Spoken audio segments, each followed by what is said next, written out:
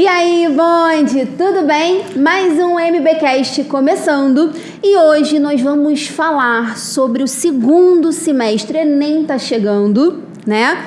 E como que a gente se prepara? Você que já está na jornada há um tempo, você que está começando agora, quais são os caminhos que você tem que trilhar? O episódio de hoje é sobre isso e para falar disso eu trouxe aqui ele que é diretor de escola, professor de física, mentor de alunos de alto desempenho, responsável pela aprovação de muitos estudantes. Tenho aqui comigo meu grande amigo Rafa Lima, que agora é Rafa Lima, nome artístico. Nome artístico, adorei. Mila, olha só, eu quero começar falando que eu tô nervoso. Rafa! Tô nervoso. Poucas vezes eu fico muito nervoso, porque eu adoro falar, adoro estar em público, adoro esse clima, mas diante de você, no MBcast, eu estou nervoso.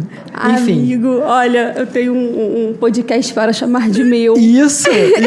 E a gente não precisa ficar falando, fingindo que tá no podcast. Fingindo que tá no podcast. Nós estamos no podcast de verdade. É real. Enfim, fiquei muito feliz com o convite e, de fato, a virada de semestre é um momento extremamente importante para os alunos.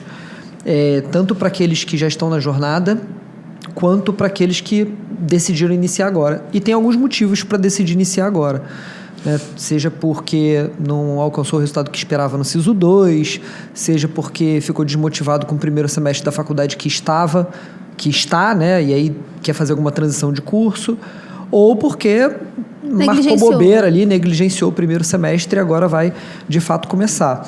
Então, para esses dois públicos, a virada de semestre é extremamente importante. E eu tenho até uma história sobre esse momento, uma história da empresa, né? do Colégio Fator. Na época, ainda curso Fator. A gente só tinha turmas de pré-vestibular e tal. E analisando os números, a empresa era muito pequena, a gente tinha menos de 300 alunos na época, ainda não tinha batido 300 alunos na época, e a gente percebeu em 2009 que 20% dos nossos alunos de pré-vestibular saíam na virada do semestre. Largavam, abandonavam. E aquilo pra gente no primeiro momento era um desastre financeiro. Poucos alunos, perder 20%. Perder 20% é muito significativo em qualquer cenário, mas quando tu é pequeno, tu não consegue pagar a conta, né? E aí, eu e os outros diretores, a gente sentou e falou, olha, a gente tem que encontrar o porquê disso. E os motivos, quando você não analisa dados, eles geralmente são muito punitivos sobre você está se punindo, né? Eu tô fazendo um péssimo trabalho, tô falhando e por isso a galera tá saindo. E quando a gente foi analisar a jornada do aluno pós-fator, o aluno desistente, a gente percebia que alguns desistiam do vestibular. Eles não iam para um concorrente. A gente mapeou a jornada de cerca de 10% dos alunos que saíram, né? No ano de 2009 e percebemos que a galera foi para o mercado de trabalho, parou de estudar mesmo. Ou seja, estava desistindo não do curso, né? Mas do processo. Do processo. Uhum. E aí o Mário, que é meu sócio, grande amigo e cuida do ensino do Fator como um todo, era na época tutor e ele pegou o caso de uma aluna que foi muito emblemático para a gente. A gente debruçou sobre o caso dela para fazer várias análises. A menina queria passar para letras português e inglês na UFRJ. E no ranking dos simulados, o resultado dela estava lá nas últimas posições. E no EQ da UERJ, no exame de qualificação da UERJ, que acontece em junho, o conceito dela foi C. E ela falou, olha, eu não acho justo meus pais ficarem pagando para um pré-vestibular e meu desempenho ser ruim, né? Só que no ano anterior, nós tivemos uma aluna que passou para português inglês na UFRJ. E aí o Mário foi olhar o desempenho da menina no primeiro semestre e comparou com o desempenho dessa aluna. E percebeu que, comparando o desempenho das duas, a do ano de 2009 era melhor do que a do ano anterior, o desempenho dela. Até o meio do ano. E aí isso deu um estalo na gente. Aí o Mário pediu muito para que ela não saísse, mostrou esses dados para ela. Ela fez sentido para ela perseverar. Ela perseverou, foi aprovada. E aí a gente falou, olha, precisamos fazer alguma coisa prática para diminuir esse problema. No primeiro momento era um problema financeiro, mas depois virou um problema da nossa história, da nossa filosofia, sabe? Aquela menina, ela não merecia desistir naquele momento, porque ela estaria desistindo de um sonho, não por incapacidade, mas por falta de informação. Né? Uhum. E pode ser esse o cenário de vários alunos que vão assistir esse episódio, porque a solidão de estudar online ou a falta de informações do curso presencial, ela pode te deixar numa ilha. Gerar uma sensação de incapacidade, né? De que não tem jeito. Exato. Porque você perde o poder de comparação. Eu vou fazer um parênteses aqui na minha fala, e eu acho que esse parêntese ele é bastante importante. Quando a gente analisa a jornada acadêmica, né? Desde a alfabetização até o terceiro ano do ensino médio, a gente percebe que os estudantes são levados a fazer análise absoluta sobre o seu desempenho. O que é análise absoluta? Eu tenho uma prova. Se eu tirar abaixo da média da escola, eu estou mal. Se eu tirar acima, eu estou bem. Essa é uma análise absoluta. Depende só de você. Então, o que é o bom aluno do primeiro ano do ensino médio? Ele tem boas médias no seu boletim escolar. Está acima de 7 em todas as matérias. Só que essa análise absoluta, ela é falha demais para o processo, porque você não se desenvolve olhando só para si. Você se desenvolve com referência. Então, você tem só 10 no seu boletim, mas o que esse 10 é num espaço maior, sabe? Uhum. A mesma coisa é o 2. Eu tenho uma outra história, mas eu não vou falar agora, que era o meu último aluno de aula particular. Ele tirava 2 nas notas da escola dele, mas ele estudava numa escola de nível de complexidade muito elevado. Então, o 2 dele ali para uma realidade mais ampla era uma nota muito bem sucedida. Enfim. E aí, a gente não queria que mais alunos desistissem por falta de informação e pela solidão que é a jornada do vestibulando. E decidimos fundar um evento. A gente fundou um evento, a Semana do Pré-Calouro, que você já participou ativamente inúmeras vezes. A gente fez algumas outras alterações. Por exemplo, o ranking dos nossos simulados deixaram de ser divulgados de forma única. A gente não tem um ranking só para todos os alunos. A gente classifica o ranking em grupo A, B, C, D e E.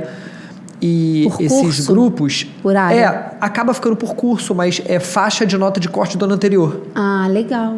Entendeu? Então, o grupo A é para alunos que querem a carreira que a nota de corte é um pouco mais elevada.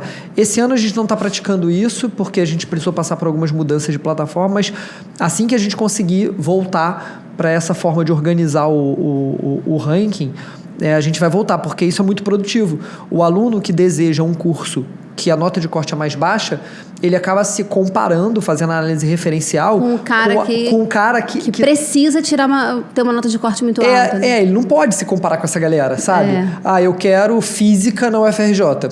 Eu quero passar para física na UFRJ. Eu vou comparar meu desempenho de um simulado com um aluno que quer medicina na UFRJ e está tentando pela terceira vez. Eu sou calouro no mundo do vestibular. Nossa, tá doido. Isso faz toda a diferença. Tá doido. Eu vou me sentir muito incapaz o tempo todo, sabe?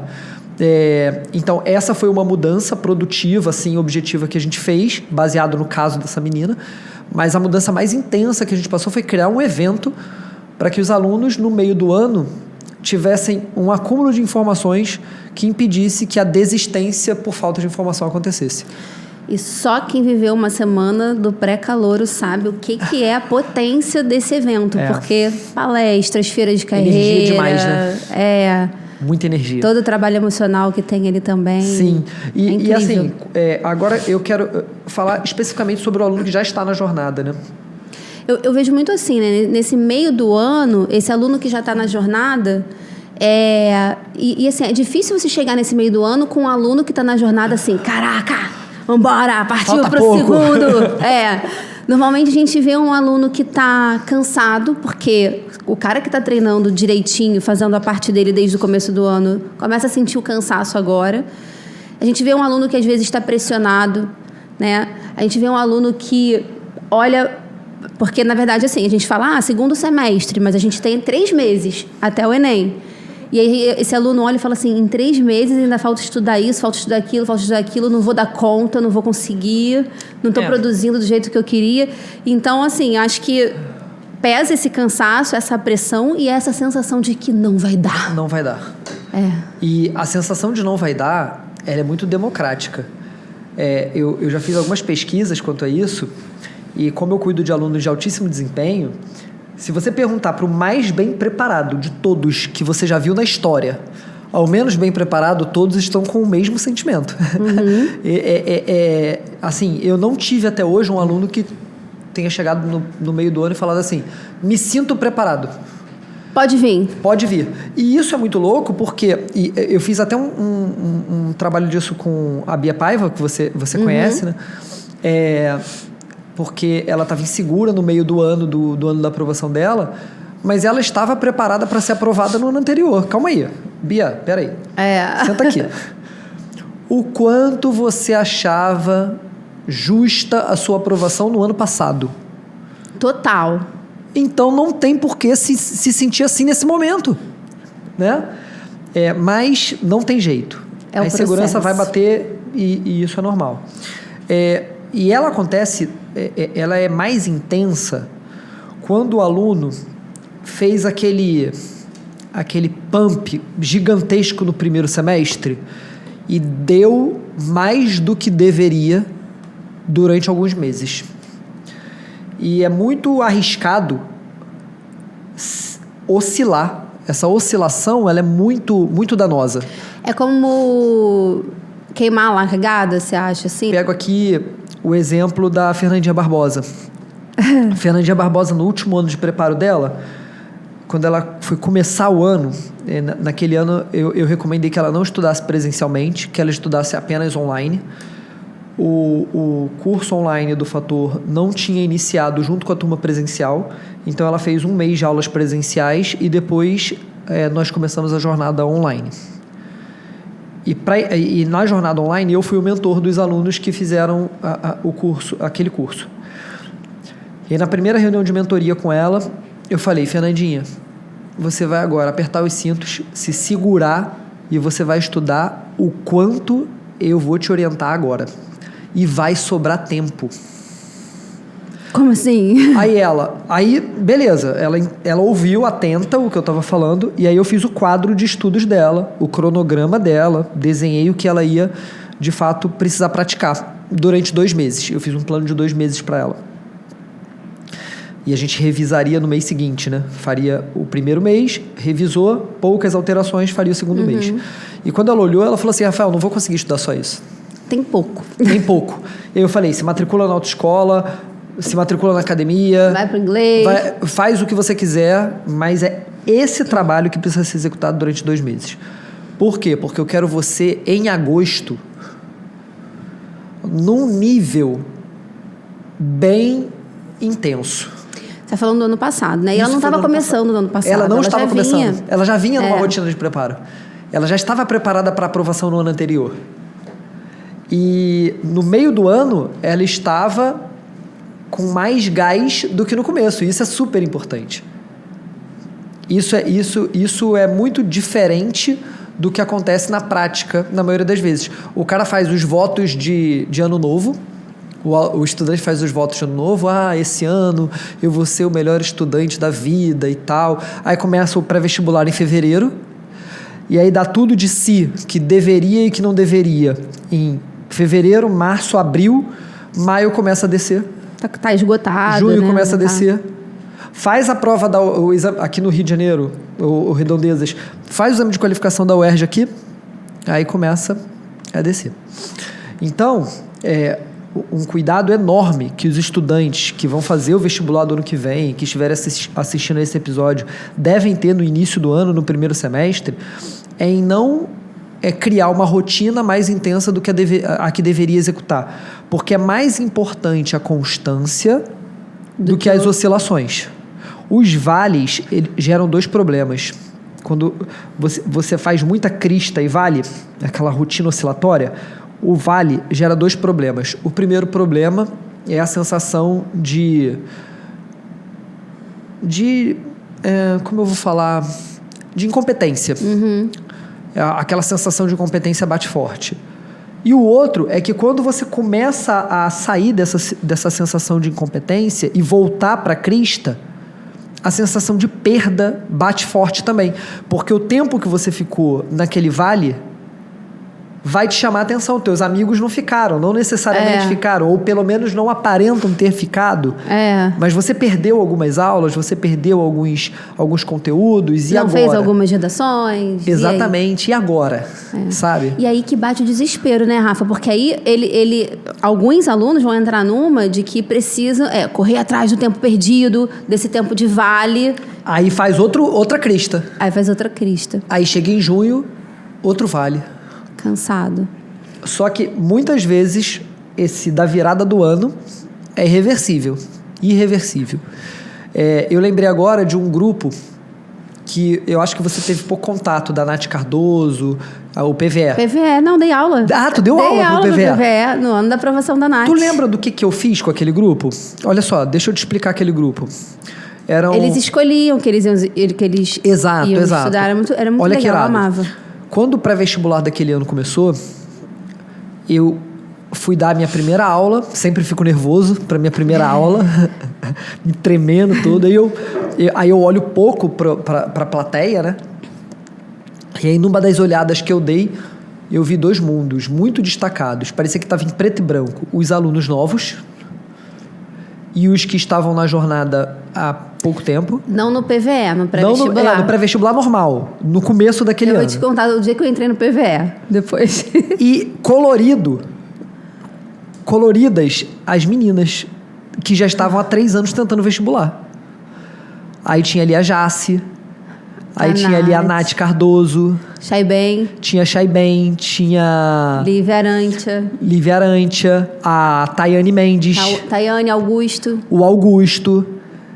E aí eu via essa galera destacada. E aí eu falei assim, eles não podem estar aqui não, eu não quero olhar pra cara deles aqui não. Eu não quero. Eu não quero olhar pra cara deles aqui.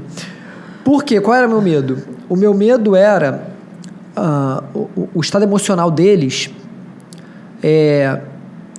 dificultar um clímax para os alunos novos, e o estado emocional deles, olhando o jeito dos novatos conduzirem a aula do primeiro semestre, manterem eles num downgrade, sabe? Manterem eles numa baixa autoestima. Porque chega aluno novo muito empolgado, muito no gás. Como é que esse cara tá nesse gás todo? Fala sério, né? E aí eu falei, e se eu pegasse uma turma e colocasse todos eles nessa turma? Foi um prejuízo danado pra tu, aquela turma. Todos eles ficaram bolsistas integrais. Todos vocês têm bolsa integral, vamos para uma outra turma. Vocês não vão estudar de manhã, pode acordar mais tarde. Vocês vão estudar à tarde. As aulas de vocês não vão durar 2 horas, as aulas de vocês vão durar 1h30. As aulas de vocês, elas terão temas diferenciados, vocês podem combinar com os professores de vocês a forma de conduzir o conteúdo programático, porque ele vai ter que ser reduzido. Vamos focar nos tópicos extremamente mais importantes e a aula vai ser completa se vocês tiverem dúvidas. Vamos fazer sala de aula invertida, vamos fazer isso, vamos fazer aquilo, vamos fazer aquilo outro. Cara, aquela turma foi surreal. Aquela turma foi uma experiência maluca pra mim, assim. Foi sensacional, né? Foi muito maravilhoso. Foi muito maravilhoso. A Tayane Mendes se formou agora, a Nath Cardoso, todas elas se formaram na virada do ano, né? Do ano passado para esse. E, assim, o que eu visualizei ali? Eu visualizei que se elas entrassem numa rotina de crista, vale, crista, vale, crista, vale, ao invés de uma rotina linear mais branda, elas iam surtar. A virada do ano para elas ia ser mais um ano, provavelmente seria mais um ano desgastante. E quando não é mais um ano desgastante, olha que louco isso. Entra na universidade e não se sai bem no primeiro período. Porque está tão esgotado emocionalmente, foi tão difícil aquilo ali, que acaba gerando até uma repulsa, sabe? Ai, que saco que eu consegui entrar para esse troço, sabe? Não consegue nem curtir o tanto quanto poderia. E esses são os pontos delicados da virada do semestre. Então, assim, conclusão sobre essa nossa primeira fala. Se você esteve nesse cenário de picos e vales e tal, e tá cansado agora, a gente precisa conversar sobre o que fazer no segundo semestre. Se você foi mais linear, parabéns, não se sinta insegura, você fez um bom trabalho e agora o próximo semestre ele vai, eu desejo que ele continue sendo linear para que você chegue num bom resultado, sabe? E se vai começar agora, vamos lá, vamos em frente, sabe? Porque esses problemas, eles não necessariamente consolidam a não aprovação.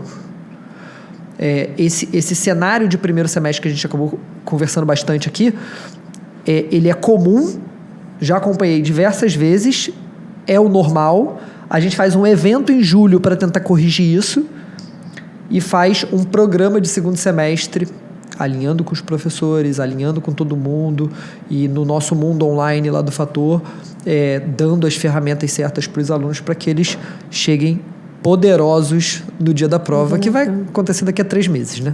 Então, esse é o primeiro passo da nossa conversa. A gente estava falando do PVE, sabe como é que funcionava? Primeiro eu não dava aula de redação lá, só dava aula de português, né? De linguagens. E as meninas que decidiam, assim, o que a gente ia fazer. Então, a gente criou um cronograma e a gente tinha, assim, uma semana simulado, que a gente fazia simulado de linguagens em 1 hora e depois ia discutindo só aquelas que todo mundo teve muita dificuldade, foi uma dificuldade unânime. E no outro, algum conteúdo específico que a gente notou um gap. Cara, que sensacional. Do simulado. E era muito bom, Rafa. Produtivo demais, né? Produtivo demais. As meninas começaram a ganhar agilidade de prova, a dominar o estilo de questão mesmo, em compreender como é que funcionava a questão de linguagens. E o número de acertos aumentou demais. Assim, olha que irado. Foi uma experiência muito legal isso. Exato. E eu não sei se você vai concordar comigo nesse ponto agora, mas assim, o que eu identifico como vencedor nisso que você acabou de falar é o protagonismo do aluno. Nossa, total. Né? Total. Eu estava conversando sobre isso com o Mário e quando a gente fala em preparar aluno de alto desempenho, o que caracteriza o aluno ser de alto desempenho é uma coisa só: o protagonismo. Erra quem pensa, aluno de alto desempenho é o cara inteligente. Ou Erra cara quem que pensa, quer esse curso. ou que cara que quer esse curso. Ou aluno de alto desempenho é aquele que tira tal nota. Não, o aluno de alto desempenho é o que tem protagonismo. Porque quando você tem protagonismo, você usa o espaço de aprendizado, não é espaço de ensino. Sem protagonismo, a escola, o cursinho, a plataforma da Mila, eu classifico como plataformas de ensino. Agora, quando você tem protagonismo, tudo isso vira plataforma de aprendizado. E a plataforma de aprendizado é uma ferramenta. E se ela é uma ferramenta, você vai usar da maneira correta. E aí a gente pode fazer uma analogia como uma oficina mecânica. O teu carro chegou na oficina mecânica e ele está com tal problema. E aqui está a parede com todas as ferramentas da oficina. O bom mecânico, ele vai identificar o problema e, baseado no problema, ele vai até a ferramenta. E o que você acabou de falar sobre as aulas do PVE era exatamente isso. Elas faziam uma prova, identificavam o problema e, ao identificar o problema, elas iam e selecionavam a ferramenta correta. E qual era a ferramenta correta? Era essa aula da Mila. Mila, ó, a gente precisa dessa ferramenta aqui, que é o conhecimento da Mila, é o que a Mila tem a dizer para elas sobre aquilo que está faltando. Aí, quando a Mila entregava essa ferramenta para elas, elas preenchiam uma caixinha ali e a coisa funcionava perfeitamente. E, cara, quando o aluno consegue alcançar o protagonismo, a chave muda absurdamente muito. E isso para qualquer esfera, não é só o vestibulando. Eu desejo muito que o vestibulando, ele, ao adquirir protagonismo, leve esse pensamento do protagonismo para a faculdade e para frente, né? E dali para frente, porque isso muda todo o processo de ensino e aprendizado. E assim, a gente conversou sobre o PVE, né? Eu tenho um grupo que é uma panela gigante já hoje em dia com 300 estudantes, mais ou menos, que é o Top 15. O Top 15. O Top 15 são alunos de altíssimo desempenho que passaram pelo Fator e anualmente a gente identifica quem são os alunos com mais protagonismo, classifica eles em alto desempenho e faz a convocação do Top 15. E quando eu olho para esse grupo de alunos, que hoje tem mais de 300 pessoas, eu falo assim, nossa, quanta gente na sociedade com alta capacidade de fazer muito diferente, fazer muita diferença, né? E alguns desses top 15 não conquistaram a aprovação com tanta facilidade, mas eu consigo identificar um padrão. Eles conquistaram a aprovação com mais leveza. Quando você olha assim, por exemplo, Igor Barcelos, que é todo desesperado na vida, né? O desespero em pessoa. Ainda sendo desesperado como ele é, eu ia falar era, mas não mudou nada. Ainda é. Passou a faculdade toda de medicina, desesperado. Tá fazendo residência em dermato, desesperado. Ainda um aluno nesse estilo, bem desesperado, com mais leveza do que seria o normal, sabe? Porque eu acho que as pessoas atrelam muito, assim, a produtividade, o alto desempenho a um certo nível de sofrimento. Sim. Né? Se eu não tô sofrendo... Existe até uma romantização, não é, Rafa? Assim, do sofrimento, do excesso. Se eu não tô sofrendo muito é porque eu tô estudando errado, né? Olha, isso é uma dificuldade muito, muito grandiosa para iniciar um trabalho de mentoria. Por isso que a Fernandinha se espantou. Fernandinha foi a aluna que tirou 1000, né? E foi aprovada esse ano para o FRJ de Macaé. Por isso que a Fernanda, talvez, no primeiro momento, tenha sofrido por você ter diminuído horas de estudos. Um caso mais intenso que o da Fernandinha foi da Ananda. Ananda Moyer. Ananda Moyer, ela relutou até o meio do ano em estudar um pouco menos.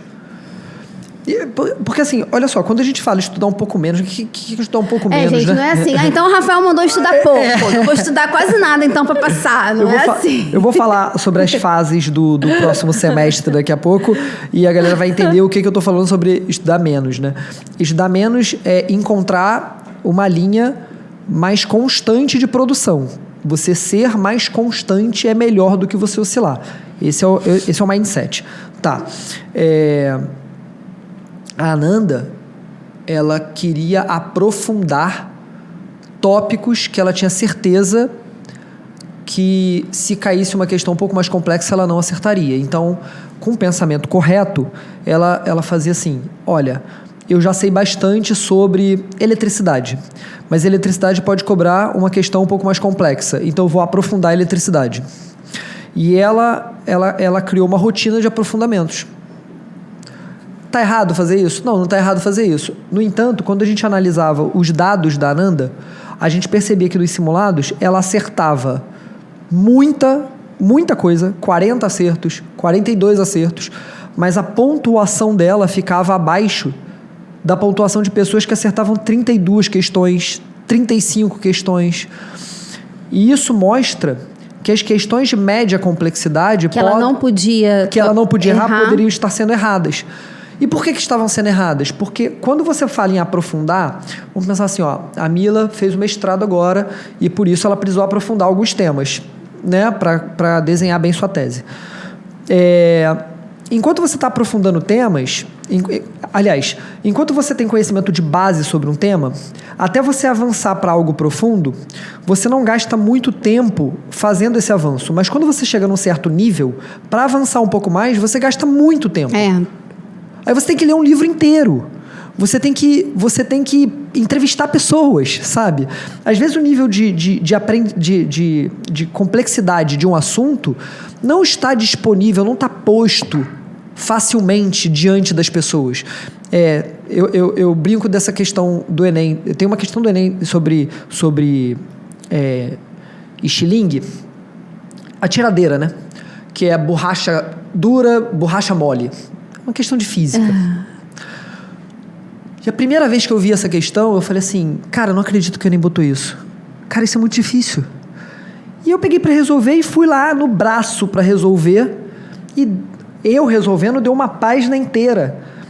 E como eu já convivo com o Enem há muitos anos, são só 15 questões de física, eu geralmente levo 20 minutos para fazer todas as questões do Enem e já sair com uma prévia de gabarito, porque aquilo é muito repetitivo para o professor que já está há muitos anos, né, na jornada. Então, eu sentei para fazer a prova do Enem daquele ano, em que essa questão apareceu, e quando eu bati nessa questão, eu falei, não acredito, eu levei 15 minutos só nela. E eu falei, cara, é muito complexo, como é que eu vou explicar isso para os alunos e tal? Fui para a sala de aula, livre para não explicar essa questão, eis que um aluno levanta a mão e fala assim, Rafael... E a questão da tiradeira? Tem como tu tirar dúvida aí da questão da tiradeira? Aí eu, cara, até tem, mas vai gastar muito tempo. Pô, por favor, não sei o que. Beleza, comecei a fazer. E aí preenchi o quadro. Cara, foi uma experiência terrível. Porque enquanto eu preenchi o quadro, a galera desistiu de olhar pra mim. Porque não fazia sentido. O quadro tava lotado. Aí uma aluna, no final das contas, levanta a mão e fala assim, professor, não fiz nada disso não. Aí ele falava que a borracha dura era 2 vezes mais rígida que a borracha mole. Aí eu coloquei 1/2, é a letra C, e acertei. Aí eu... Olha só, deu... Aí eu, no primeiro momento, eu falei assim, cara, será que era só isso mesmo? Matematicamente, o que ela concluiu não batia, não era correspondente. Correspondente não era fisicamente correto. No entanto, ela encontrou um resultado, sabe? E se eu tivesse naquela prova, Rafael tivesse ali fazendo o Enem naquele momento, eu com todo o meu conhecimento, gastaria 15 minutos naquela questão. Por quê? Porque eu tenho profundidade demais de conhecimento sobre aquilo ali. Por que eu contei essa história toda? E eu contei essa história para Ananda. Chega um ponto de complexidade de um assunto, de um determinado assunto, que se ela continuar, além de gastar muito tempo estudando e empatar toda a tua agenda em prol daqueles aprofundamentos, na hora da prova, corre o risco de você querer gastar tempo em uma questão de alta complexidade que você poderia errar. Então muda o mindset. E aí você gasta tempo naquela questão para acertar aquela questão e de repente o tempo que vai te faltar para acertar uma que você realmente não poderia errar. Total. Né? Total. Que vai dar a diferença no seu TRI. Exatamente. Então quando você pega hoje um aluno que passou o primeiro semestre estudando mais do que precisava, eu garanto que vários deles estavam fazendo aprofundamentos.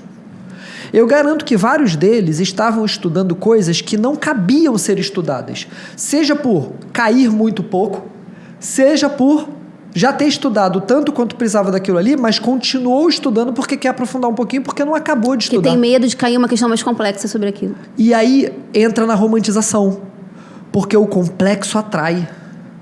E o professor que tem o ego inflado, ele gosta do mais difícil, do mais complexo. Ele hipervaloriza. A aula de hoje vocês vão ver só. A aula de hoje eu vou preencher 3 vezes o quadro para resolver meia questão. Cara, sabe? Aí a galera romantiza o se ferrar, de estudar, de se acabar, de ficar verde. Eu pareço um hipertexto, parece que eu tô navegando na internet, eu vou clicando em links, vai né? Clicando. Vai abrindo as abas. Me perdoe. Sua equipe vai fazer bons cortes. Mas é fácil de acompanhar. No meu ano de vestibular, eu sou muito intenso no que eu faço, sabe? Muito intenso mesmo. E aí no meu ano de vestibular não foi diferente. Eu falei, eu vou estudar muito e eu vou passar para o que eu quiser. E eu me internei em estudar. Eu sempre gostei de estudar, mas nunca tinha me internado em estudar. No final do ano, quando acabaram as provas, eu comecei a ressocializar com os meus amigos. E cheguei no play do prédio, lembro nitidamente dessa cena. A galera me olhou.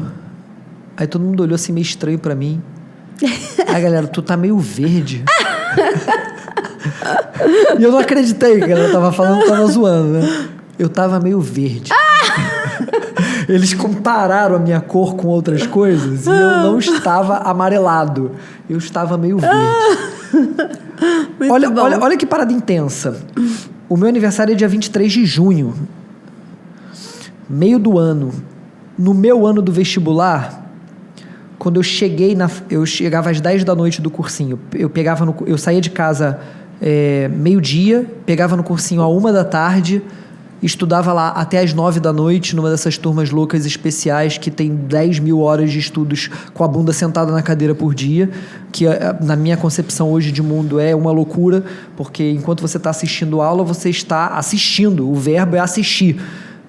O verbo aprender, ele não está ali naquele momento. O verbo aprender é ativo. Você tem que sair dali para aprender.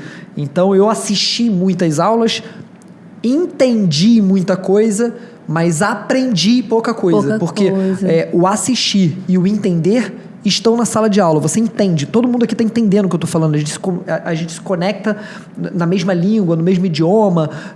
Eu talvez consiga me expressar bem, então você consegue me entender. Agora, aprender o que eu falei... O aprender está na prática. Exige prática, exige depois, exige coisa ativa. Exige o protagonismo. Exato, exige o protagonismo. Aí eu tava nessas turmas loucas, cheguei 10 da noite, visualizei o play do prédio e vi minha galera ali, me esperando para cantar parabéns para mim. Olha o que meus amigos fizeram por mim. Tava 10 da noite ali, sei lá, uma quarta-feira, esperando chegar. O que eu fiz? Me escondi, desci pela garagem e subi 14 andares de escada para eles não me encontrarem. Cantar parabéns, não... Quando eu cheguei em casa, fui tomar banho, eu tomava banho rápido, comia rápido, porque eu tinha que ler até meia-noite. E aí eu tava lá tomando banho, ouço um barulho assim, minha mãe conversando com alguém, era minha mãe com os meus amigos. Aí saí do banheiro revoltado, meus amigos cantaram parabéns pra mim da porta do meu apartamento e eu pedi que eles fossem embora. Hoje ele é uma pessoa problemática, traumatizada. Mentira. Terapia. Cara, sem necessidade alguma. Aí, vamos ao desfecho? O meu sonho naquele momento era passar pra Unicamp. E eu não consegui passar para a Unicamp. Foi o único processo que eu não consegui passar, porque era o que eu mais queria. Não é porque era o que eu mais queria. E era o que eu mais queria. Qual era o que eu menos queria? A UFRJ. E qual foi o que eu passei bem colocado pra cacete? O UFRJ. A redação da UFRJ, eu fiz direto a caneta em 45 minutos. Porque eu não queria, não tinha interesse. Né? Vou fazer para cumprir uma tabela. Exato. Minha mãe me obrigou, graças a Deus, a minha mãe me obrigou. Minha mãe me obrigou a ir fazer a matrícula, minha mãe me obrigou a assistir a primeira aula, porque eu não queria nem fazer a matrícula, nem assistir a primeira aula, porque eu ia tentar mais um ano de cursinho, porque eu não passei nem na última reclassificação da Unicamp. Eu passei em 12º lugar para a UFRJ e nem na reclassificação da Unicamp eu passei. E aí, quando eu faço a retrospectiva, eu falo assim, cara, quantas insanidades eu cumpri aquele ano? Caramba, Inúmeras insanidades que os alunos que eu mentoro não têm que cumprir. Eles não têm que cumprir. Por quê? Porque, além de degradante, é uma péssima estratégia. Além de degradante, vai dificultar a sua aprovação. Então, não é a quantidade do que você estuda, e não é a complexidade do que você estuda, e não é a romantização do quanto você está se ferrando que vai te trazer algum resultado num tempo plausível. E você ficava com essa sensação, Rafa, assim, do tipo assim, porra, eu me ferrei muito estudando porque então tô bem. Se eu não Total. E os alunos ficam, né? Inclusive, isso era uma disputa de intervalo. Tipo, acordei 5 da manhã. O que hoje, a galera do Instagram, os loucos do Instagram, live gratuita 5h43 da manhã. O que hoje essa galera faz, tentando imprimir que se você acordar num horário de madrugada e você se lascar todo na vida e tal, vai te trazer sucesso... Era a gente, no intervalo do pré-vestibular, disputando quem tinha se ferrado mais naquela semana. Chegava sexta, parecia um clima fúnebre, assim. Todo mundo verde. Todo mundo verde. Quem se ferrou mais? Vamos lá. Exato. Quem acordou mais cedo? Tu acordou 7 da manhã, cara, sai daí. Acordei 5h30. Acordei... eu fui dormir 2. Eu estudo 16 horas por dia. Cara, mesmo, se você não virou o Elon Musk... sorte sua e azar o seu. Sabe? Ou um ou outro. Que era uma loucura. E não é uma boa estratégia. Ela traz um pico de péssimo resultado agora no meio do ano. E o desfecho, que é o segundo semestre, ele tende a ser muito ruim. Os alunos que tiveram os insucessos mais marcantes quando o assunto é vestibular, de que eu me lembro, foram alunos que na virada do ano não ouviram as nossas orientações, fizeram o primeiro semestre como a gente desenhou aqui, fizeram uma virada de semestre sem as nossas orientações, fugindo das nossas orientações, negligenciando as nossas orientações e permaneceram com os erros do primeiro semestre no segundo semestre. Aí não tem jeito. Não tem jeito, né? Não salva. Olha, a gente comentou sobre um aluno numa outra conversa que a gente teve e eu vou resgatar. O aluno que, faltando 100 dias para o Enem, ele falou para mim assim, Rafael, eu vou fazer 100 redações. Eu falei, e quanto você tira hoje na redação? 880 mais ou menos. E é isso que você vai tirar daqui a 100 redações. 100 redações. Aí ele, como assim? Tá me agorando? Eu, não, cara, tô te falando a realidade. Não vai adiantar nada você fazer 100 redações daqui até a hora da prova. E, assim, se eu soubesse corrigir redação, eu ia implorar para você me entregar essas 100 redações para corrigir, que eu ia enriquecer nas tuas custas. Mas que isso traria bom resultado para você? Em hipótese alguma. Porque o bom resultado, ele não vem com esse sacrifício que você vai fazer. Tem jeito muito mais inteligente de alavancar teu resultado do que fazer 100 redações de agora até o dia da prova. Parece até que aquela galera, né? Eu vou ficar fitness em 30 dias, vou fazer 1000 flexões por dia durante 30 dias e eu vou ficar com corpo fitness. Não, cara, não, na moral. Não sei como é que você vai aguentar isso, sabe? E é isso. Agora vamos as dicas para o segundo semestre. Dicas práticas. Primeiro, antes de falar da galera que ainda não começou. Para essa galera aí que está nesse cenário que você desenhou, que tá estudando desde o começo do ano, com seus vales, né, seus altos e baixos, e que está chegando agora nesse meio do ano com aquela sensação assim, cara, estou fazendo a minha parte, mas estou exausto, estou cansado, estou achando que não vou ter tempo, dá aquela desesperada. Então, qual seria, nesse momento, a melhor estratégia para levar um segundo semestre com qualidade, né, e com produtividade? Com qualidade, assim, de vida, que eu digo, né, sem ficar verde. Vou usar isso agora. Sem ficar verde e com a produtividade necessária para performar bem no dia da prova, que é então, o que todo mundo quer. Vou separar 2 grupos daqueles que estão se preparando já há mais tempo, né? Eu não vou colocar início do ano, porque tem gente que está há mais do que o início do ano, né? Quem já está na jornada, estudando de forma razoavelmente produtiva, e eu vou separar essa galera em 2 grupos. O primeiro grupo, que é aquele que tem um bom acompanhamento, um bom background, que eu chamo de primeira camada do processo de aprendizado. E, aliás, eu prefiro falar sobre isso antes.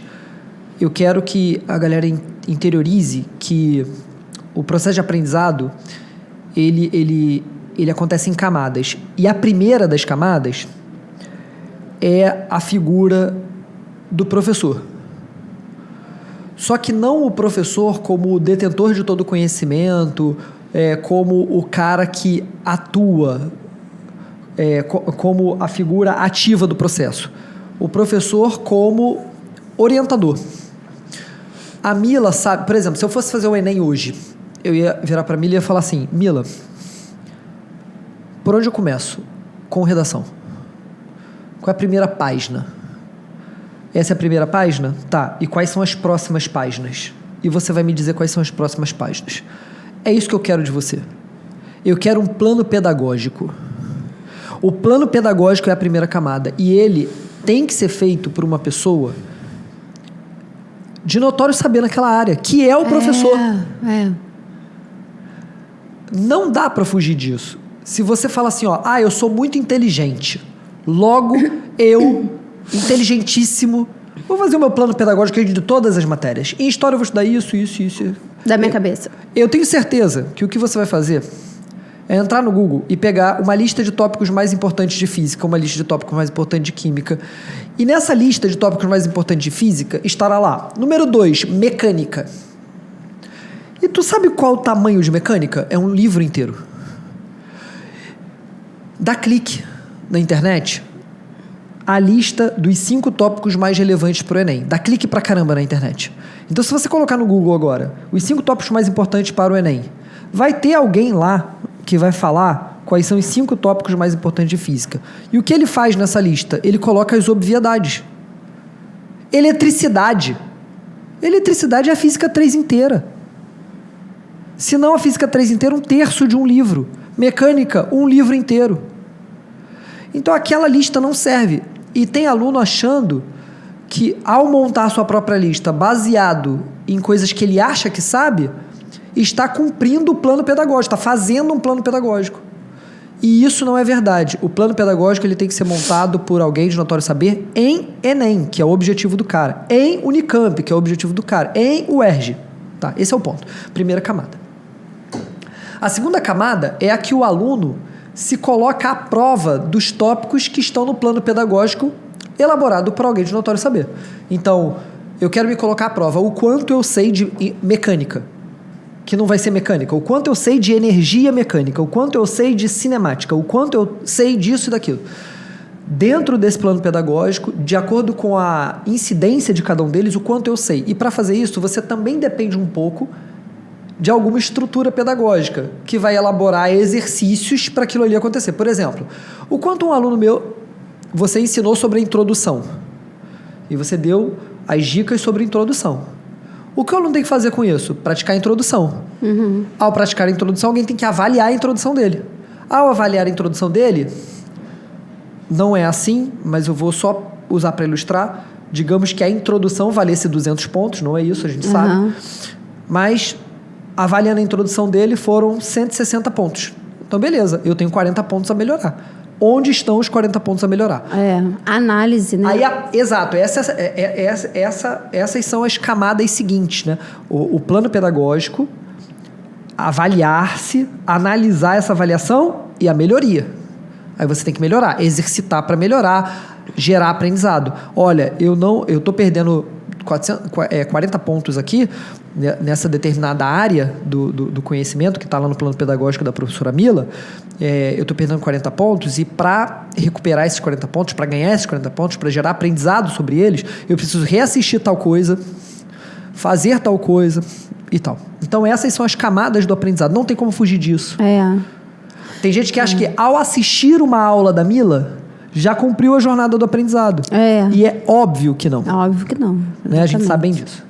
Tá, então, o grupo que tem um background ok e que tem, assim, de forma palpável, essas camadas que eu citei aqui, estuda com a Mila e, por isso, em redação, tem acesso a essas 5 camadas.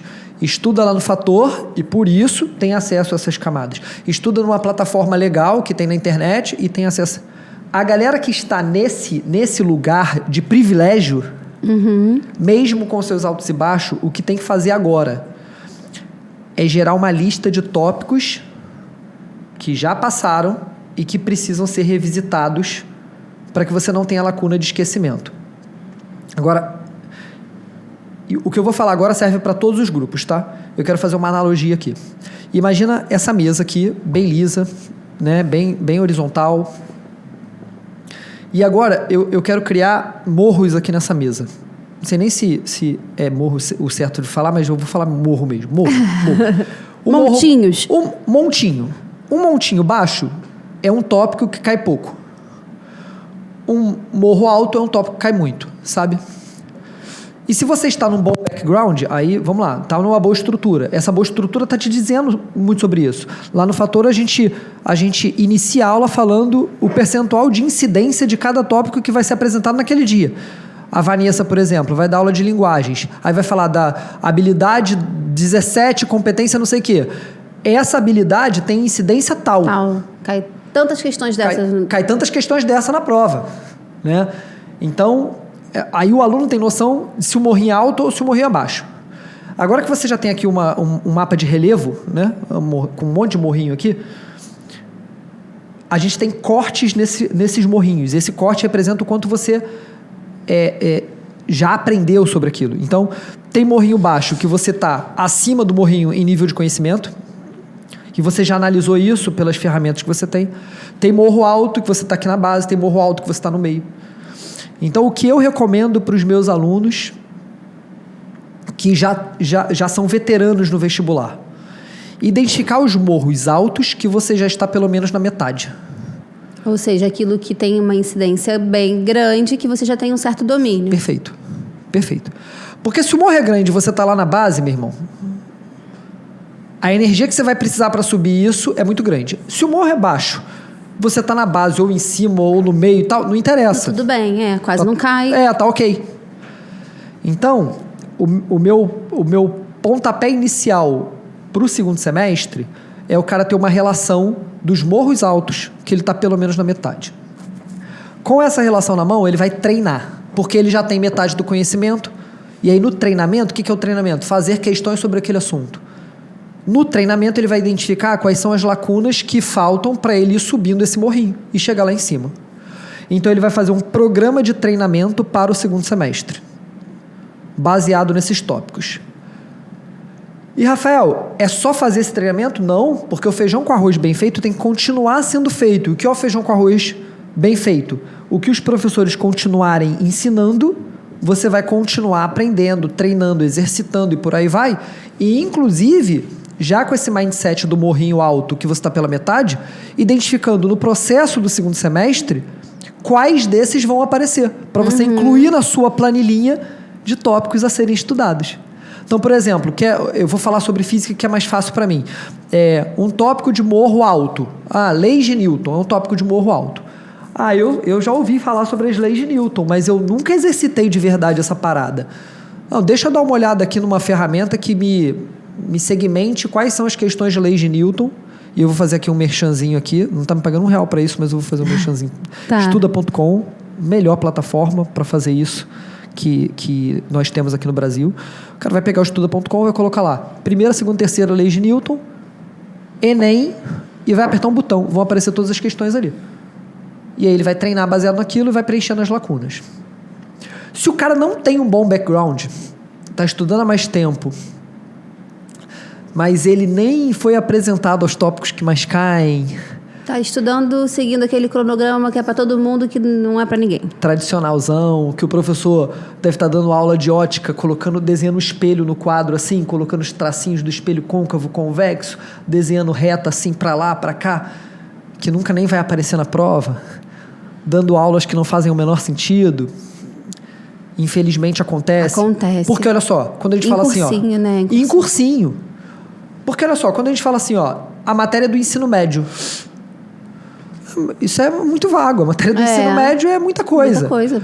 E a mesma matéria, eu posso pegar aqui, ó, MMC. Já ouviu falar dessa sigla? Já. Isso lá estudei no isso ensino lá fundamental.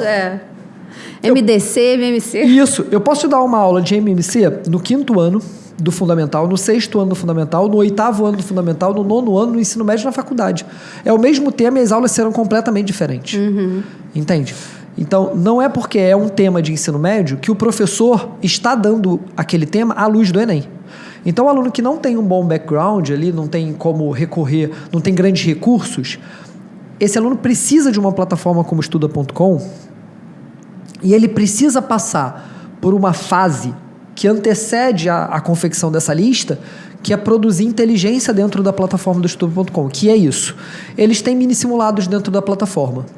Se eu fosse um aluno sem background, que já está estudando há um tempo e quer fazer um bom segundo semestre agora, eu assinaria uma plataforma como Estuda.com e começaria e colocaria aí uma programação de 3 semanas fazendo mini simulados que tem dentro do Estuda.com só para gerar dados dentro da plataforma. O que é gerar dado dentro da plataforma? Depois de 3 semanas eu vou olhar o meu relatório lá. Meu relatório vai apontar quais tópicos eu tenho baixa proficiência, porque são mini simulados Enem. E aí a parte de análise da plataforma vai mostrar, ó, esse tópico aqui tem alta incidência no Enem e você está na metade. Isso aqui.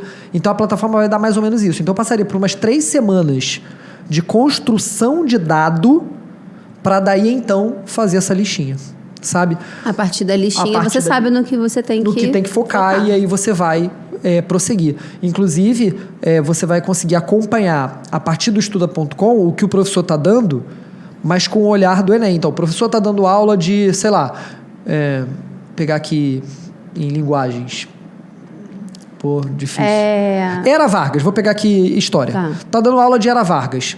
E aí você lá no Estuda.com... Vai falar vanguardas. Vanguardas europeias, né? Então o professor está dando aula de vanguardas europeias. Só que ele está dando genéricozão. Ele não está focando no Enem. Ele está dando aquela aula tradicionalzona de vanguardas europeias que está dentro do programa do ensino médio. Você já foi lá no Estuda.com, colocou vanguardas europeias lá no filtro. Já viu o que de vanguardas? O que de vanguardas cai no Enem. Entendeu? Então, esse é o rolê. E aqui, como eu desenharia um cronograma para os alunos que já estão na jornada, com background ou sem background? Eu desenharia uma jornada em que ele investiria uma carga horária em treinamento,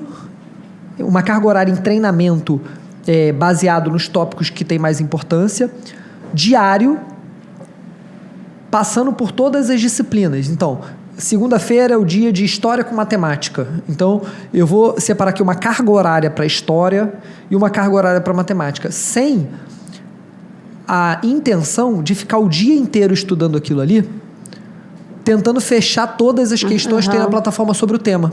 Eu tive uma aluna que ela falava assim: Rafael, eu estou estudando muito e eu não aguento mais. Não, mas o que você está fazendo de estudar muito? Por exemplo, eu peguei lá a lei de Newton, o Enem, e tinha 180 questões. Eu fui fazer 180 questões. Não, minha filha, olha só, você vai fazer assim, ó. Segunda-feira eu vou estudar física. De tal hora até tal hora. Na primeira segunda-feira você vai fazer 10. Na próxima você vai fazer 5. Na próxima você vai fazer outras 10. E assim você vai preenchendo as lacunas com o tempo. Você não tem que fazer 180 de leis de Newton da noite para o dia. É um processo que vai durar um tempo, em meses, tá? Rafael, agora para a gente fechar a nossa conversa sobre esse assunto, pelo menos. E quem está começando agora? Quem está começando agora está num estado muito similar a quem já está na jornada sem um background. E eu vou confessar uma coisa para você. Às vezes eu prefiro. E o grande medo dessa galera é a própria questão do tempo. Porque a sensação que dá, a gente fala segundo semestre, mas são 3 meses. São só 3 meses. É assim, já era. Olha, Mila, não vou conseguir. Quando a gente fala em preparo, nós estamos conversando sobre melhora. E melhora é sair de um lugar e ir para outro. A periodização de ano é uma construção humana. A gente periodiza o tempo em ano, em mês e tal. É a gente que faz isso. Então, baseado nesse conceito, nesses 2 conceitos de que preparo é melhora e que periodização é uma coisa muito instituída a nós, eu iniciaria o preparo agora no meio do ano com a determinação de quem vai passar, mas com a consciência de que se isso não acontecer agora, eu tenho chance de continuar a melhora. Qual é o maior perigo? Boa. Qual é o maior perigo para a galera que precisa de mais tempo para ser aprovado? O maior perigo é que na virada do ano, o cara cria na cabeça dele a sensação de que ele vai precisar recomeçar. Ele não tem que recomeçar, ele tem que continuar. E essa ideia de tudo ou nada. Eu vou pro tudo ou nada. Não é tudo ou nada. Porque quando você vai pro tudo ou nada, você comete essas gafes que a gente falou no começo, dos vales e tal. O corpo não nos obedece na medida que a gente quer. O corpo não obedece. E a cabeça não aguenta. A cabeça não aguenta, exatamente. A cabeça não aguenta. Então, assim, eu iria para uma jornada de preparo. Eu sei que, assim, algumas pessoas não têm o privilégio do tempo, né? Infelizmente, não têm o privilégio do tempo. E para essas pessoas, a gente precisaria conversar de forma bem individualizada. Porque aí, nesse seara dos que não são privilegiados pelo tempo, existem muitas nuances. Então, a análise tem que ser realmente muito individualizada. Muito individual, até a minha orientação foge ao que normalmente oriento. Eu já tive caso de orientar. Deixa esse sonho aqui stand-by nesse momento e vamos pensar em outra coisa, uma estratégia para que você lá na frente consiga alcançar esse sonho de uma outra maneira. Eu já tive que falar isso. E é muito difícil falar isso. É muito difícil você viver de pregar que você precisa correr atrás dos seus sonhos, mas olhar para uma situação e falar assim, ó, adia ele. E, cara, não é abandona, é adia. Não é abandona. Ou vive outras experiências para você não investir tão pesado no teu sonho agora, porque você nem sabe se ele é de fato o que você quer da vida. Você criou o imaginário de que você quer ele na vida, mas às vezes não é. E às vezes você precisa de outras experiências até para saber o que você realmente quer, se é realmente isso. Eu tive agora, ontem, a aprovação pra MED. Júlia, né? Da Júlia. Eu vi o vídeo do teu Instagram. Chegou num momento em que a cabeça não aguentava mais, sabe? E ela estava vivenciando muitas questões, muitos problemas e tudo mais, e se sentindo muito pressionada, que ela foi fazer direito. E foi importante. Irado, né? Ela não abandonou. Isso, porque ela continuou matriculada no curso. Ela estava ali enviando redação sempre, não, mas estava ali, via uma aula, estava ali acompanhando, né? Assim. E se dedicando ali a uma outra coisa, experimentando, conhecendo gente. Olha, como isso foi bom para a cabeça dela e para ela realmente ter clareza de que, assim, não adianta. Eu não vou ser feliz aqui. É muito legal, porque ela falou, gostei. Não foi uma experiência ruim, que horror, né? Irado. Mas não era o que ela queria. E aí ela volta com outro olhar, com uma outra perspectiva, com outro foco, com outro ânimo, se dedica aí mais um ano e passa. Um ano e meio, né? Porque foi ainda do vestibular passado, mas ela esse ano continua estudando. História maravilhosa, né? E passa. Sim. Então, a galera que não tem o privilégio do tempo, como provavelmente foi o caso da Júlia, precisa de uma análise realmente individualizada. Quem tem o privilégio do tempo, por mais que acredite que não tenha, porque o que é o privilégio do tempo? É você ter uma família que, mal ou bem, te dá condições de continuar estudando.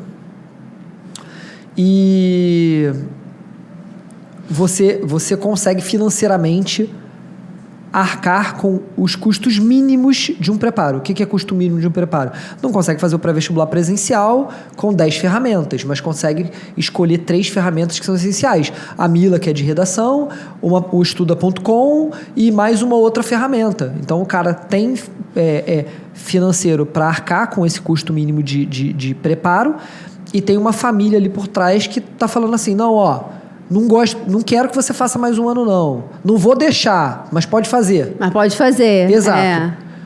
Aí quando o aluno fala assim, eu vou arrumar um trabalho. Não, vai estudar. Vai estudar, exatamente. E, assim, sem achar que tá velho, né? Tu vê um aluno de 21 anos falando assim, eu tô velho. Meu irmão. Outro caso. Gente, isso. Aluna, Bia. Bia não é minha aluna do curso, é minha seguidora do Instagram, mas que está nas minhas lives. Seguidora raiz, tá sempre, a gente troca muito, ela é muito legal. Chegou no primeiro SISU, ela falou assim, Mila, não, é o sonho dela da vida, psicologia. Não passo para psicologia, tô arrasada, tal, tô pensando em ir para minha segunda opção.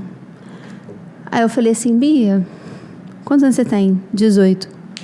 Tá tentando há muito tempo? Não, tô tentando agora. Falei, Bia, sabe, você vai ser feliz na sua segunda opção? Não, mas é porque eu não sei. Vamos tentar mais um pouquinho? Vamos tentar mais um pouquinho? 18 anos, 18 cara. anos, Bia. Que delícia. SISU 2, aprovada. Ai, que... aprovada agora. Isso é muito bênção, né? Isso é muito bom. É muito bom você dar essa orientação e acompanhar o processo. Porque às vezes é o desespero. Você vê seus amigos sendo aprovados e comemorando, não sei o quê. Total. E a pressão familiar. Pô, mas você só estuda, você não passou, não sei o quê. Aí a pessoa, eu vou para minha segunda opção. Mas é seu sonho? Não é meu sonho. Então, tem condição de tentar mais um pouquinho? A gente vai ocupar aquela vaga ali de alguém que sonha com aquilo que ela está ocupando e ela não está vivendo um sonho e isso é muito complexo. Aí ela me mandou uma mensagem falando assim, aquela conversa nossa foi fundamental. Para falar para a galera que vai começar o preparo agora, eu vou ilustrar com um caso, né? Uma aluna, ela fez ensino médio técnico e o técnico dela começou no meio do ano e por isso ele terminou no meio do ano. E a menina já tinha 18 anos. E ela queria continuar na área do técnico. Olha o cenário, né? Ela queria continuar na área do técnico. Fez técnico em química e queria fazer engenharia química. E ela veio conversar comigo e falou que o plano dela era abandonar o ensino médio dela, faltavam apenas 6 meses, fazer o Enseja e pegar o diploma pelo Enseja e se preparar para o vestibular durante o ano inteiro para que as chances dela de passar para engenharia química no final do ano fossem maiores. Só que ela era uma aluna empenhada que já tinha alcançado o protagonismo. E eu olhei para ele e falei assim, cara, você vai continuar na sua área. Esse diploma pode te fazer alguma falta. Esses 6 meses você vai dedicar a estágio, entrega do trabalho de conclusão. Cara, começa o pré-vestibular só no meio do ano. Finaliza a tua história na escola de ensino médio e faz um mínimo aqui, estuda redação. Esses 6 meses, só redação. E na virada, a gente vem e pensa no restante. Ela ficou muito desconfiada, mas seguiu. Quando ela veio com isso que você falou sobre a Júlia. Veio com gás, ela encerrou um ciclo de verdade. Ela não fez os altos e baixos do primeiro semestre. Ela chega para uma nova etapa e faz exatamente isso que a gente conversou. Gera dados. Ela teve a sorte de um bom background, de professores que vão falar isso aqui é importante, isso aqui é importante, isso aqui faz isso aqui não é tão importante e tal. E aí ela gera dados sobre o que já tinha passado, fazendo exercícios dentro da plataforma, visualizando os pontos fracos e pontos fortes dela, fazendo feijão com arroz todos os dias no segundo semestre e pronto. Passou, foi aprovada para o que ela precisava. E assim, ela me perguntou, será que vai dar tempo? Então, eu não sei, mas o preparo é melhora. E eu quero que hoje... Melhora nunca é perda de tempo. Exatamente. Porque se você precisar de mais um ano, você já terá melhorado um pouco. Você já não está... Você não vai estar no nível que você está agora. Se não for suficiente, você vai continuar até que seja suficiente e vai dar tudo certo. Então, foi maravilhoso. Então, para quem está começando agora, quem vai começar agora, entra com o espírito renovado. E sendo sincero, como eu falei agora há pouco, eu prefiro o aluno que está entrando agora com o espírito renovado do que o aluno que já está na jornada sem background e que vai levar um segundo semestre agora que precisa de uma mudança de mindset, uma mudança de comportamento e encontrar com quem contar.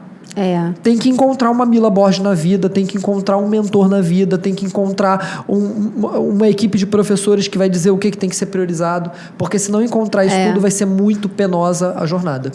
Você tocou num ponto importante que é uma coisa que eu falo para os alunos.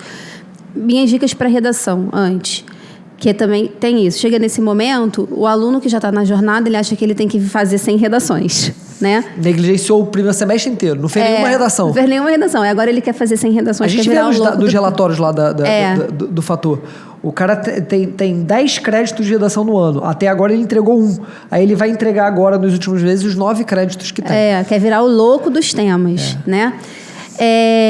Quando na verdade não é isso. Acho que você tem que entender qual é o nível que você está. Você já está num 900 mais? Você está entre um 800 e 900?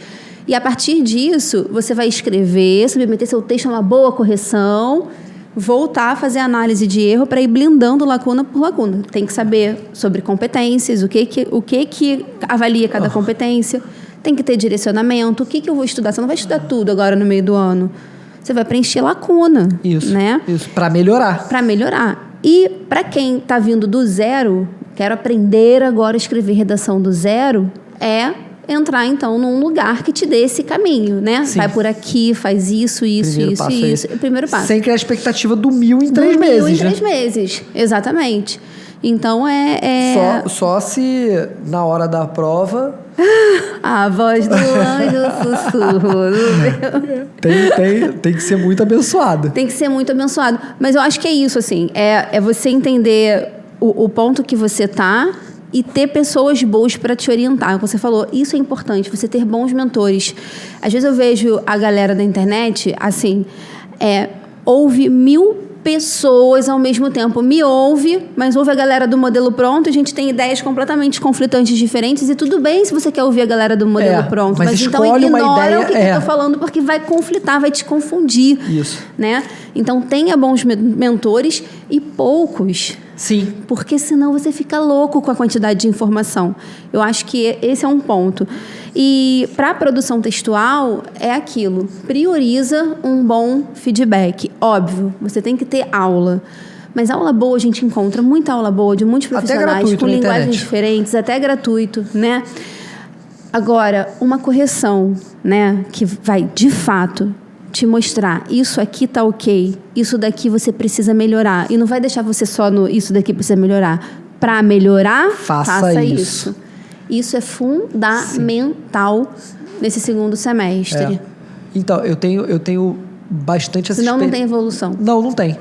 Eu tenho bastante essa experiência estando do lado da gestão que tem apoio de uma plataforma de redação como a sua, tinha apoio de uma professora como você e agora uma plataforma como a sua. Quantos mil você tem na jornada? 6. Então, a gente tem quase o mesmo número porque a gente tem algumas interseções, né? A gente tem 7 ou 8 notas, 8 notas 1000 na jornada, 5 eu acho que contigo, uma interseção de 5 pessoas e uma centena de 900 mais, né? 900 mais. Tipo, por ano, assim, deve ter quase centena, né? Não, muito mais de 100. Muito mais de 100, né? E a gente acredita integralmente isso, a junção de aula boa com correção perfeita. Não interessa ter só aula boa, não interessa ter só correção perfeita. Tem que ser uma junção dessas duas coisas. Os alunos que... E aí, o Fator oferece isso de aulas muito boas, tem uma equipe muito competente de redação lá dentro, dando aula de redação lá dentro, e a gente conta com as correções da plataforma da Mila. E os alunos que você tem no teu curso, tem aula com você e tem correção da tua plataforma. Ou seja, a ferramenta está ali posta, está na parede. Ele pode pegar lá a hora que ele quer. Se ele negligenciar uma ou outra, a evolução dele não acontece. É como se ele estivesse num lugar que não tivesse essas coisas. E isso é mais triste, né? Me entristece. Quando eu vejo um aluno do Fator que nesse momento do ano tem 10 créditos lá, sei lá quantos. O total de créditos lá tá parado lá na plataforma. Não enviou um texto. Não enviou um texto. Aí eu fui entrevistar uma aluna desse tipo esses dias. Ela falou, eu tô insegura. Peraí, deixa eu entender. Tu tá insegura de quê? De mandar um texto para ser corrigido? Para você melhorar? Eu falo isso para eles. Se você tá manda o texto com 10 palavras. Você faz assim, inicia a introdução e bota 3 pontinhos e manda. Aí a corretora vai falar assim, melhore isso e faça isso. Já é um direcionamento. Ela vai te falar como preencher as próximas linhas. Aí depois tu manda. Pode mandar um monte de droga, um monte de besteira que a galera vai te dizer o que fazer. Porque o ouro não está na redação entregue. O ouro está nela devolvida. Exatamente, eu falo isso pra eles. Professora, mas sabe o que acontece? Eu escrevo, tudo que eu escrevo eu acho uma bosta. Eu falo, manda uma bosta. Manda uma bosta. Mas manda. Isso. Deixa o corretor fazer o trabalho dele, de te devolver dizendo se de fato tá, porque às vezes o aluno também nem tá tão bosta assim como ele pensa, né? Isso. Mas dá o direcionamento do que ele precisa fazer. E o outro lado, né? A aluna tá lá com quase todos os créditos preenchidos e aí vira pra mim e fala assim, Rafael, não consegui evoluir na nota. Empaquei no 800 e pouco e não saio. Beleza, cara. Quando é a tua próxima aula de redação? Ela, então, poxa, a aula do Alvarenga era na segunda-feira, 7h30 da manhã, não tô conseguindo vir. Então, depois que você começar a vir, a gente conversa sobre evolução. Porque... tá muito querendo que o conhecimento, né? Muito conflitante. Caia do céu. Então, assim, eu acho que para fechar o pensamento aqui, o primeiro semestre ele pode ter acontecido de uma diversidade de jeitos, né? O padrão é que ele tenha acontecido de uma forma equivocada. A virada do semestre é um momento de reflexão muito importante para que o que aconteceu no primeiro semestre não se repita se você já estava na jornada e estava numa jornada padrão. E depois dessa reflexão, um plano de ação para o segundo semestre. Um plano de ação que seja linear, que seja constante, dentro da sua capacidade, com preocupação ao lado emocional, ao lado físico, prática de atividade física mesmo, prática de meditação, as práticas que, nitidamente fazem diferença para muitas pessoas, já documentado, e que muita gente é receosa ou resistente de seguir. Então, essas práticas de cuidado ao corpo e à mente, uma rotina linear, buscando um bom background, buscando pessoas que podem apoiar nas camadas de aprendizado a que eu me referi e treinando para a melhoria acontecer. É isso. É isso. Sem enfeitar. Porque a jornada ela não tem que ser exaustiva, desgastante, degradante para ninguém ficar verde no final do ano. Para todo mundo chegar no verão apresentável e conquistar o resultado que aquela melhora gerou. Se aquela melhora foi suficiente para sua aprovação, a gente vai comemorar pra caramba. Se ela não foi suficiente, a gente vai continuar comemorando porque foi uma melhora. Você não vai voltar do zero, né? E você vai continuar a jornada. E os casos mais delicados a gente tem que individualizar, não tem jeito. E eu penso assim, os bons cursinhos, os bons mentores, eles compreendem muito bem, né? Assim, trabalhei muitos anos no Fator, eu sei que esse momento a gente tem esse evento, a gente tem uma virada de chave e toda uma estrutura montada, todo um contexto, um cenário, um ambiente montado para que o aluno consiga aproveitar esses últimos 3 meses, né? Então, confiar também nas instituições que já fazem isso há muito tempo, que têm resultados maravilhosos e sabem o que estão fazendo, né? Então, um bom cursinho, ele tem isso que o Fator tem de se preparar, entender qual é esse momento que o aluno está vivendo e preparar o caminho para isso. Como agora, o pessoal está aqui. Cadê a turma 2 do Método Blindado? Não tem mais, porque agora não dá para entrar na turma do Método Blindado, turma 2. A gente vai ter o MB Turbo, porque é focado para esses últimos 3 meses. O trabalho não pode ser o mesmo. É outro trabalho, né? É outro direcionamento.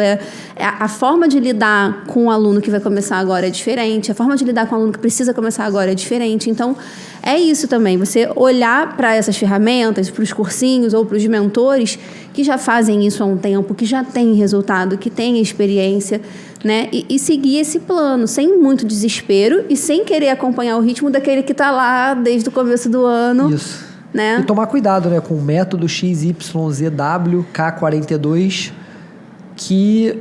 Milagroso, fórmula mágica. Que tá te apresentando ali a aprovação em 3 meses. Eu não te prometo aprovação em 3 meses, ninguém pode te prometo melhoria, te prometo evolução. Se você seguir... É como, às vezes, o aluno vira para mim lá no direct e fala assim, se eu me matricular no seu curso, eu vou conseguir tirar uma nota? Depende. Eu vou fazer a minha parte, você vai fazer a sua, né? Eu te prometo a sua evolução, mas você tem que fazer a sua contrapartida. Só estar matriculada no curso Mila Borges, no Fator... assistir aula. Não, e tem gente que nem assiste. Estou matriculada na Mila. Você vai, eu faço Mila Borges. Já paguei o boleto, já tá tudo certo. Tá tudo certo. Quem dera fosse assim, né? A gente podia se matricular na academia e ficava tudo certo. Eu falo isso, né? Você quer chegar ao topo? Escala a montanha. É isso aí. É escalada. Tem que escalar, né? Nila, estou muito feliz. Rafa, recado? Recado para o pessoal, onde o pessoal pode te encontrar, alguma dica, o que está no seu coração, fala aqui para eles. A jornada de preparo, ela não pode ser penosa.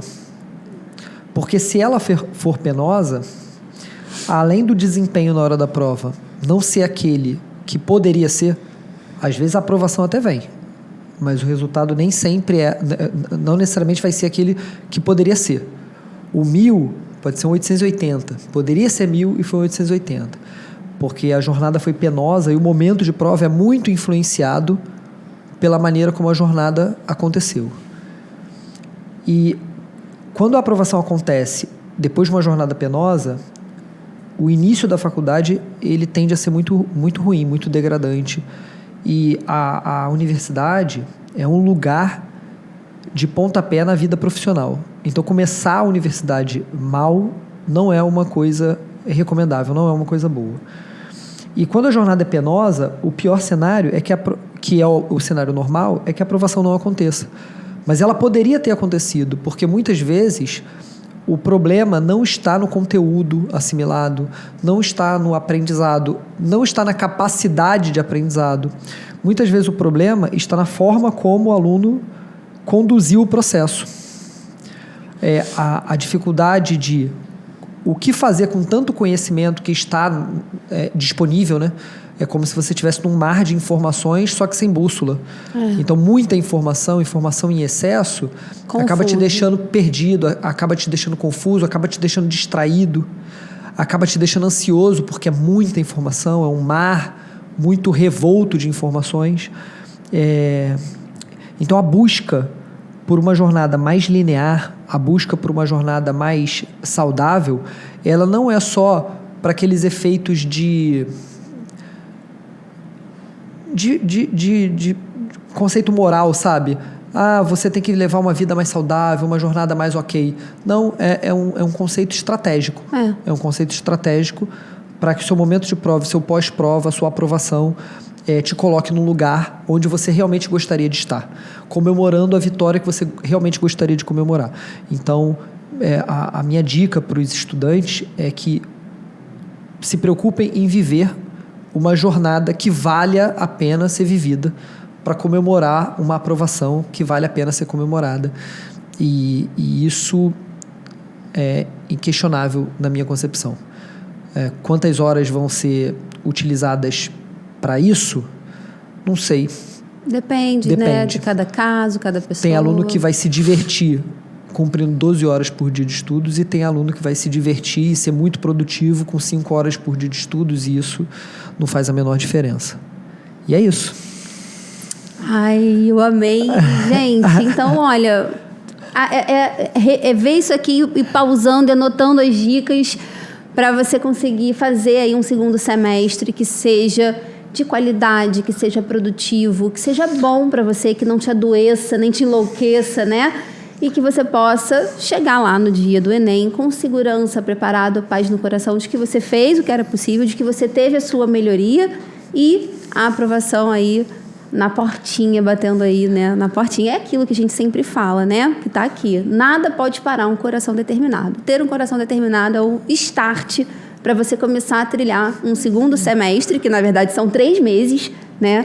De sucesso. Eu amo essa frase tanto que eu tenho post teu com ela salvo no meu celular, no meu Instagram, que é para dar uma lida quando as coisas estão E agora você tem a caneca. Complexas. E agora eu tenho caneca para tomar o meu café da manhã. Todo dia de manhã, olhando para essa frase. Nada pode parar um coração determinado. Obrigado, Mila. Obrigada a você, tá, amigo, por ter vindo aqui. Tamo junto sempre. Sempre. Te amo muito. Também. E é isso. E até a próxima. Beijo. Beijo.